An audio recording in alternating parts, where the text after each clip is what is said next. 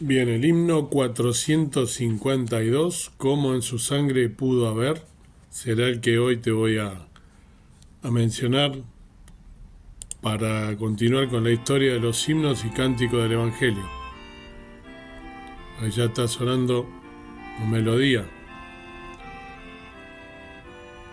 de este precioso himno. El autor Charles Wesley, la música Thomas Campbell, el traductor Mariano San León. Y el versículo elegido en este caso para relacionarlo con la letra preciosa de este himno es el que está en 1 Timoteo 1:13. Dice: habiendo sido antes blasfemo y perseguidor e injuriador, mas fui recibido misericordia porque lo hice con ignorancia en incredulidad. Entonces Charles Wesley, te voy a leer la historia de este precioso siervo. Dice: Charles Wesley, ministro evangelista del Gran Despertar y compositor de himnos.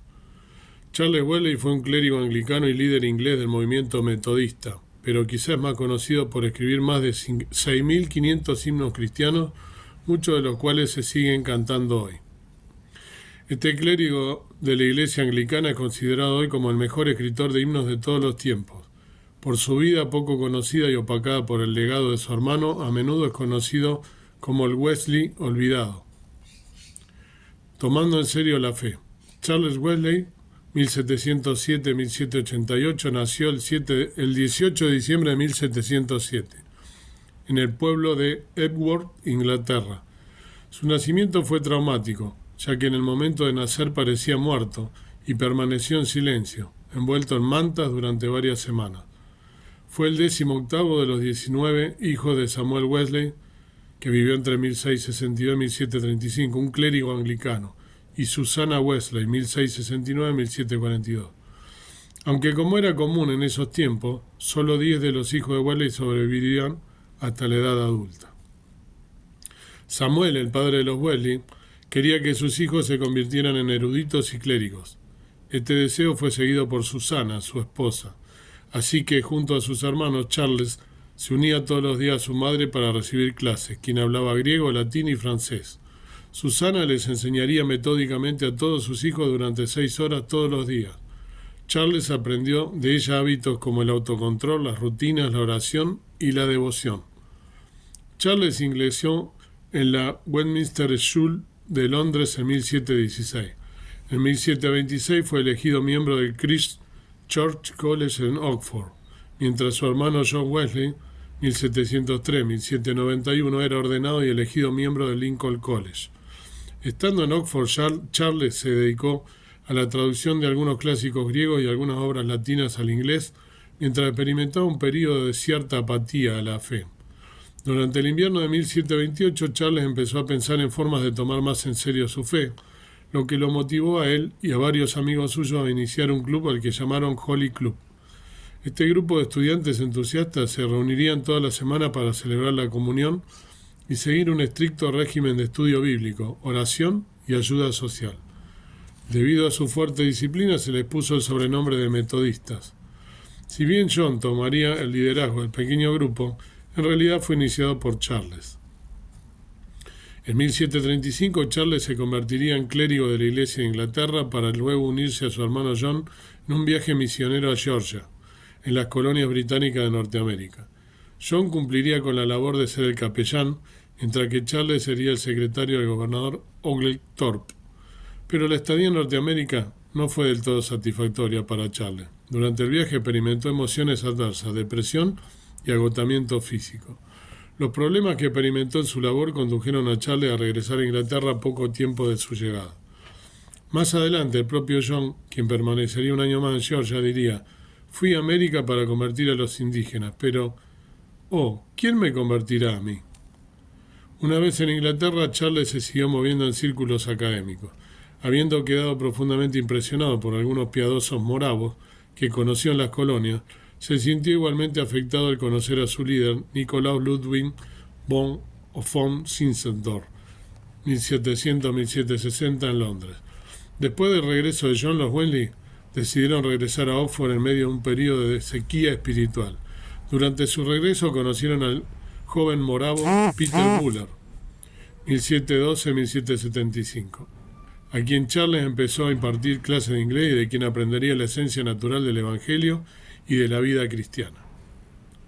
Despertar espiritual. En mayo de 1738, Charles comenzó a leer un libro de Martín Lutero sobre Gálatas, mientras se recuperaba de una enfermedad, quedándose en casa de algunos moravos muy piadosos. Durante este tiempo, escribiría en su diario: trabajé, esperé y oré para sentir quién me amaba y se entregó a sí mismo por mí. Pronto se encontró convencido y escribió: ahora me encuentro en paz con Dios y me regocijo con la esperanza de amar a Cristo.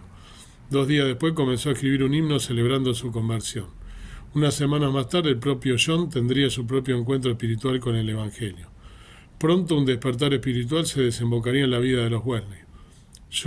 John y Charles se unieron a George Whitefield, 1714-1770, otro antiguo miembro del Holy Club y muy amigo de Charles, para proclamar el mensaje del Evangelio. En poco tiempo las iglesias establecidas empezaron a cerrar la puerta de la predicación de estos jóvenes entusiastas, así que, bajo la influencia de Whitefield, decidieron abandonar los edificios eclesiales y llevar el mensaje a las calles. En una ocasión, el propio Charles preguntó sobre Whitefield en un evento evangelístico público: ¿qué ha ganado Satanás al expulsar a Whitefield de las iglesias? Los Wesley comenzaron su ministerio itinerante recorriendo miles de kilómetros a caballo a lo largo de los años en Inglaterra, Escocia, Gales e Irlanda, siendo Londres, Bristol y Newcastle los principales centros de su trabajo.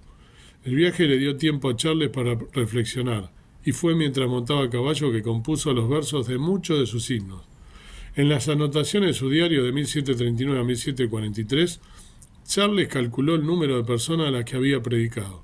De solo aquellas multitudes para los que indicó una cifra, el total durante estos 5 años ascendía a 149.400. Desde el 24 de junio hasta el 8 de julio de 1738, Charles informó haber predicado 2 veces a multitudes de 10.000 en Murfield, predicó a 20.000 en Kennington Common y dio un sermón sobre la justificación ante la Universidad de Oxford. Poco después, Whitefield se fue a una de sus muchas visitas a Estados Unidos, dejando a los Wesley para organizar el creciente movimiento metodista. Himnos vitales. Pero si John Wesley fue un predicador evangelista muy usado, el mismo Charles fue un predicador solo superado por el mismo Whitefield. Su predicación en su mejor momento fue de truenos y relámpagos, dijo alguna vez uno de los primeros metodistas. Durante un viaje a Gales en 1747, Charles, que ya tenía 40 años, conocería a Sarah Gibney, 1726-1822, de 20 años, con quien se casaría en una ceremonia oficiada por John y con quien tuvo 2 hijos y una hija, los únicos 2 descendientes que sobrevivirían de los 8 hijos nacidos del matrimonio. Sus hijos fueron considerados grandes prodigios musicales y compositores por derecho propio. Según varios testimonios de personas cercanas, el matrimonio fue feliz, piadoso y ejemplar, y para muchos debe calificarse como uno de los matrimonios cristianos más felices de todos los tiempos. Durante los siguientes años, Charles continuaría viajando y predicando mientras el metodismo crecía de forma vertiginosa. Sin embargo, el cansancio llegó y tuvo que reconocer que no tenía la fuerza de su hermano John o de Whitefield para sostener un ministerio tan itinerante. Su último viaje nacional fue en 1756. Posteriormente, su salud lo llevó a retirarse gradualmente del ministerio itinerante. Pasó el resto de su vida en Bristol y Londres, componiendo himnos, predicando y supervisando las capillas metodistas de la región. Charles Wesley murió el 29 de marzo de 1788 en Londres a la edad de 80. Su apasionada e intensa predicación no sería su trabajo más importante. Su obra más prolífica sería llevar el mensaje del Evangelio a través de la composición de himnos para el uso en las reuniones metodistas. Así se ganó rápidamente la admiración por su capacidad para capturar la experiencia cristiana universal en versos memorables. La huella de Charles dejó en el metodismo y de paso en toda la Iglesia Universal fue de al menos 4.500 himnos y unos 3.000 en manuscritos. Los metodistas se harían conocidos por la forma tan peculiar y entusiasta como entonaban los himnos compuestos por Charles. Un observador de este tiempo registró: la canción de los metodistas es la más hermosa que he escuchado. Cantan de manera adecuada, con emoción, mente serena y encanto. Se cree que Charles Wesley promedió 10 líneas poéticas al día durante 50 años. Sus casi 9.000 himnos compuestos superan al menos 10 veces en volumen compuesto al único candidato que se le acerca, Isaac Watts. En el siglo siguiente, Henry Ward Beecher declaró: preferiría haber escrito ese himno de Wesley, Jesús el amante de mi alma, que tener la fama de todos los reyes que alguna vez se sentaron sobre la tierra. Aunque John Wesley es considerado hoy como el arquitecto detrás de la conformación del movimiento metodista, es posible que sin los himnos de Charles el movimiento no hubiera tenido la vitalidad, la fuerza y la influencia que tuvo. Alguna vez un historiador dijo al respecto: a los primeros metodistas se les enseñó y se les dirigió tanto a través de los himnos de Charles como de los sermones y los folletos de John. El compilador del diccionario de himnología John Julian concluyó que, quizá tomando en consideración la cantidad y la calidad, Charles Wesley es el mayor autor de himnos de todos los tiempos. ¿Y tú qué piensas? ¿De qué forma el Señor te está despertando para que lleve su palabra a los perdidos? ¿Cómo crees que los cristianos de hoy pueden usar la música y el arte para llevar el mensaje del Evangelio? ¿De qué formas usas tu tiempo para la gloria de Dios en tu día a día? Pregunta que cada uno debe contestar. Para terminar, la preciosa letra de este himno dice, recordemos, estamos hablando de cómo en su sangre pudo haber, ¿no? Cómo en su sangre pudo haber tanta aventura para mí, si yo sus penas agravé y de su muerte causa fui. Hay maravilla cual su amor, morir por mí con tal dolor. Hay maravilla cual su amor, morir por mí con tal dolor. Preciosa la primera estrofa que habla, ¿no?, de cómo la sangre preciosa de Cristo, cómo se pregunta él, cómo puede tener tanta aventura, tanta bendición, ¿no?, ser tan bondadoso con él, de tanta benevolencia, si uno fue causa de ese dolor, ¿no? Porque Cristo, recordemos, murió por los pecados nuestros. Entonces, él está reconociendo eso, ¿no? Hay maravilla cual su amor, morir por mí con tal dolor. Recordando el sacrificio de Cristo en la cruz del Calvario, cosa que tenemos que hacer a diario nosotros y estar agradecidos, ¿no? Hondo misterio, el inmortal hacerse hombre y sucumbir. En vano intenta sondear tanto prodigio el querubín. Mentes excelsas no inquirid, y al Dios y hombre bendecid. Mentes excelsas no inquirid, y al Dios y hombre bendecid. Precioso, ¿no? La letra, cómo se hizo hombre, ¿no? Está hablando nuevamente del sacrificio en distintas letras más profundas, ¿no? Este misterio grande, ¿no?, que encierra la muerte del Señor Jesús, cómo ese amor tan profundo solo no podemos entenderlo, ¿no? Y estar más que agradecido cómo Él se hizo hombre siendo el mismo Dios, lo que siempre decimos, y sucumbir significa porque murió, ¿no? Estar reconociendo y que tanto prodigio no tenga, ¿no?, este acto de haber muerto, ¿no?, en la cruz del Calvario, tanto amor. Nada retiene al descender sino su amor y su deidad. Todo lo entrega, gloria, pres, corona, trono, majestad. Ved redimidos es su afán los tristes hijos de Adán. Ved redimidos es su afán los tristes hijos de Adán. Mi alma atada en la prisión anhela rendición y paz. De pronto vierte sobre mí la luz radiante de su faz. Cayeron mis cadenas, vi mi libertad y le seguí. Cayeron mis cadenas, vi mi libertad y le seguí. Precioso, ¿no? Que como el reconocimiento, ¿no?, que teníamos el alma atada en la prisión por nuestros pecados, que anhelaban redención y paz, y de pronto, ¿no?, verter sobre nosotros la luz a través de ese sacrificio, ¿no?, la luz radiante de su faz, de la faz de Cristo, ¿no?, que cayeron todas las cadenas del pecado, ¿no?, que nos sentimos liberados, ¿no?, del yugo del pecado y de la muerte a través de este sacrificio precioso de Cristo en la cruz del Calvario.